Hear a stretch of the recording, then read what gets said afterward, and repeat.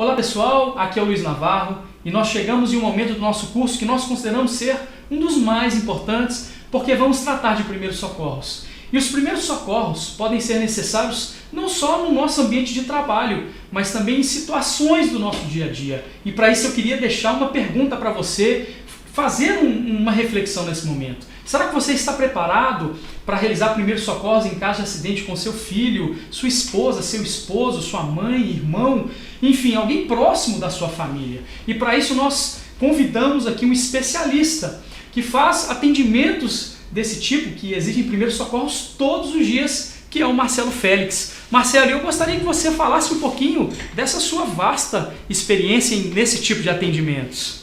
Bom, Luiz, é um prazer estar aqui.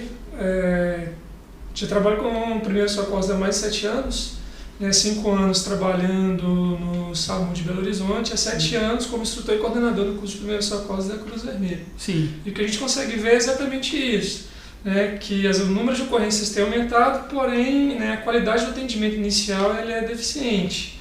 Então não adianta ter boa vontade, tem que ter conhecimento. E é isso que o nosso curso pretende fazer, qualificar um leigo ou quem que seja, para ofertar o primeiro socorro no momento necessário, quando for solicitado ali para que ele seja feito. E interessante, Marcelo, que muitas pessoas provavelmente nem sabem disso em relação às estatísticas no Brasil em relação a acidentes elétricos. Então eu queria que você falasse um pouquinho também desse número alarmante de acidentes que ocorrem no Brasil. Bom, a Brancopel é uma instituição que ela é responsável por receber catalogar ou receber as notificações dos acidentes elétricos. Certo. Em 2014 ela recebeu um total de 822 notificações de acidente elétrico e desses 822, 627 acidentes foram fatais.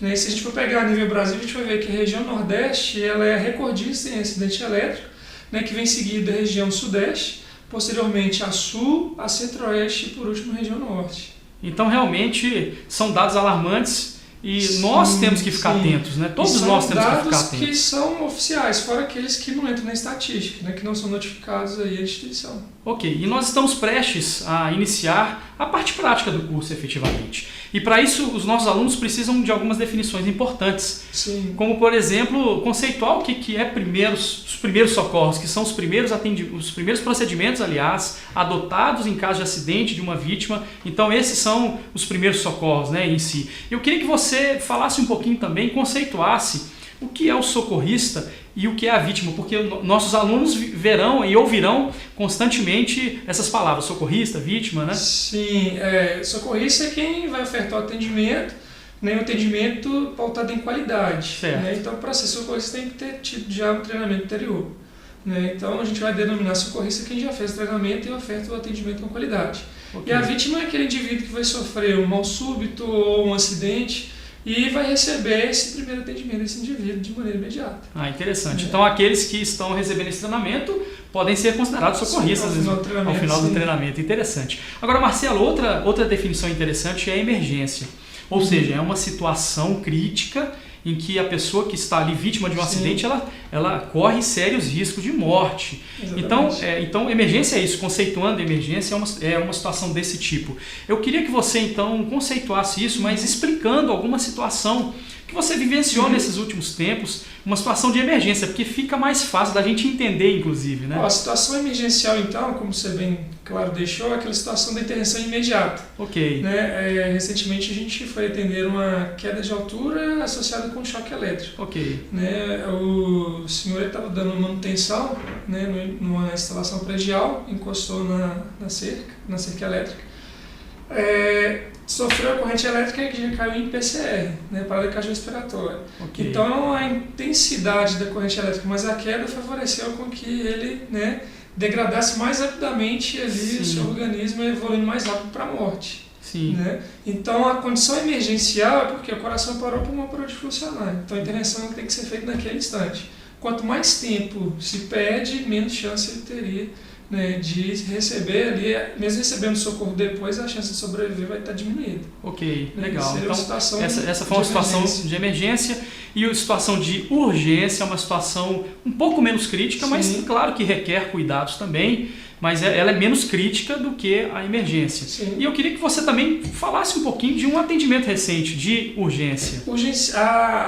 Nível de urgência, a gente vai ver que as quedas em ambiente de trabalho representam um número bastante expressivo. Sim. Então, mesmo utilizando equipamento de proteção individual, às vezes de maneira adequada, a gente consegue observar que alguns funcionários ainda sofrem pequenas quedas inferiores aí a 3 metros. Então, aquele indivíduo que sofreu a queda, mas ele respira bem, ele consegue falar, né? A gente entende, então, que o organismo dele ainda está funcionando. Então, não há necessidade de fazer uma intervenção imediata ou fazer uma manipulação imediata naquele indivíduo. Uma vez que ele pode aguardar a chegada da equipe de resgate, a equipe de brigadistas da empresa, para fazer a mobilização conforme o protocolo, utilizando cola cervical, prancha longa.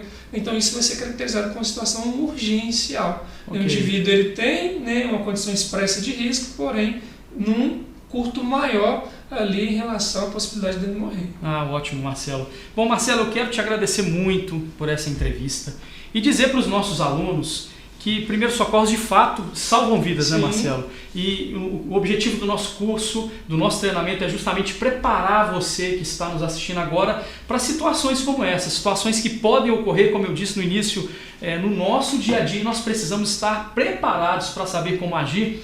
E uma coisa que eu costumo dizer, para você se tornar o super-herói de muitas pessoas. Então tenha um ótimo treinamento e continue conosco.